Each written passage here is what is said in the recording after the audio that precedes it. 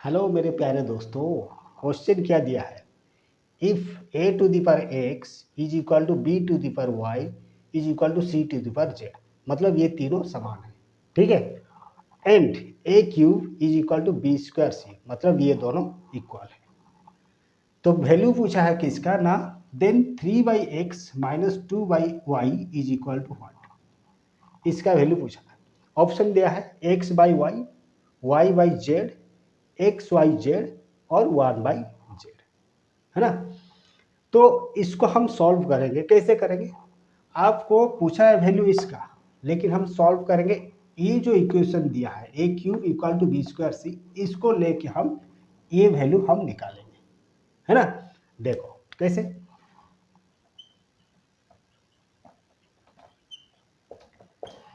पहले क्या दिया है, a to the power x equal to b to the power y equal to c to the power z, ये तीनों equal है ना।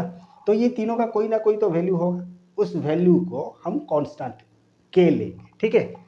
सो let a to the power x is equal to b to the power e is equal to c to the power z is equal to k, ठीक है। K मतलब constant, है ना। तो a to the power x इसका भी value क्या है, बी टू द वाई इसका ही वैल्यू क्या है, सी टू द पावर जेड इसका ही वैल्यू क्या है, ठीक है।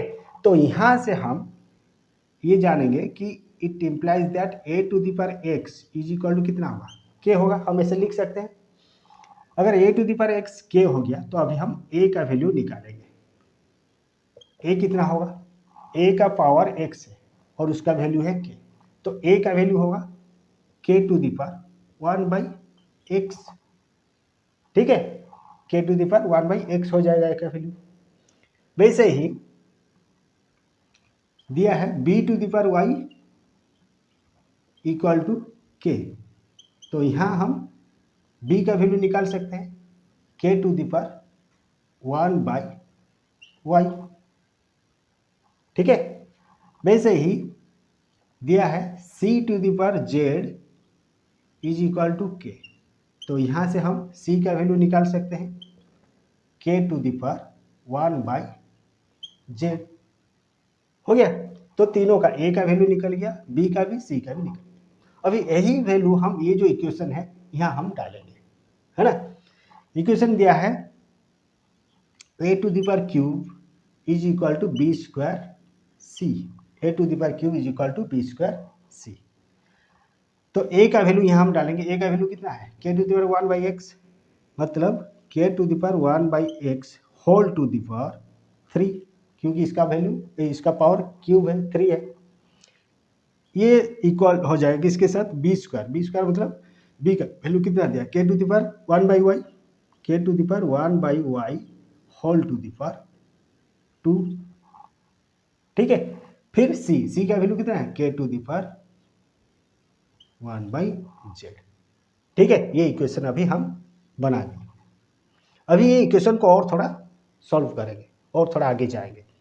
देखो ये हो जाएगा के टू द पावर 3/x हो जाएगा ये, क्योंकि पावर ऑफ पावर है, मल्टीप्लाई हो जाएगा, है ना। पावर ऑफ पावर में क्या होता है, दोनों पावर को मल्टीप्लाई करते हैं, गुना करते हैं, ठीक है।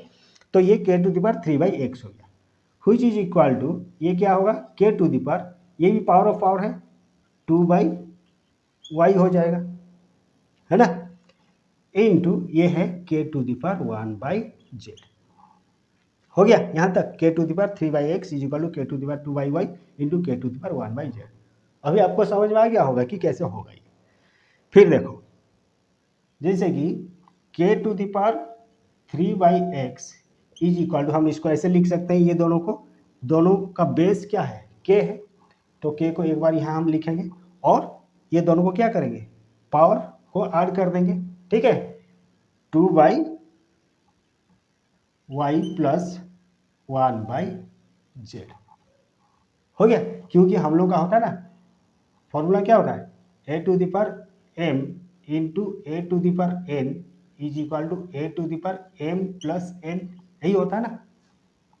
जब बेस इक्वल होता है और पावर अलग होता है और दोनों को मल्टीप्लाई करना है, तो उसका फॉर्मूला क्या होता है, बेस को हम यहाँ लिखते हैं और पावर दोनों को क्या करते हैं, ऐड कर देते हैं, प्लस कर देते हैं, ठीक है। ये हो गया, उस हिसाब से हम इसको लिखे के to the power 2/y plus 1/z। अभी देखो दोनों में लेफ्ट साइड में भी पावर के है, बेस के है और यहाँ भी बेस के है, ये दोनों इक्वल है। इसका मतलब ये हो गया 3/x is equal to 2/y plus 1/z। होगा कि नहीं, क्योंकि ये दोनों सेम है तो दोनों का पावर को हम इक्वल कर सकते हैं, इसको और इसको। तो 3/x equal to 2/y plus 1/z। तो ये हो गया आपका, हम इसको लिख सकते हैं जैसे कि अभी देखो ये वाला आ जाएगा 3/x, इसको हम लेफ्ट साइड ले आते हैं इधर, तो इधर आएगा तो ये माइनस हो जाएगा क्योंकि इधर पॉजिटिव है प्लस में है। तो 3/x minus 2/y is equal to 1/z। तो इसका वैल्यू कितना हो गया 1/z, ये हो गया आंसर। तो 1/z ऑप्शन डी। ठीक है।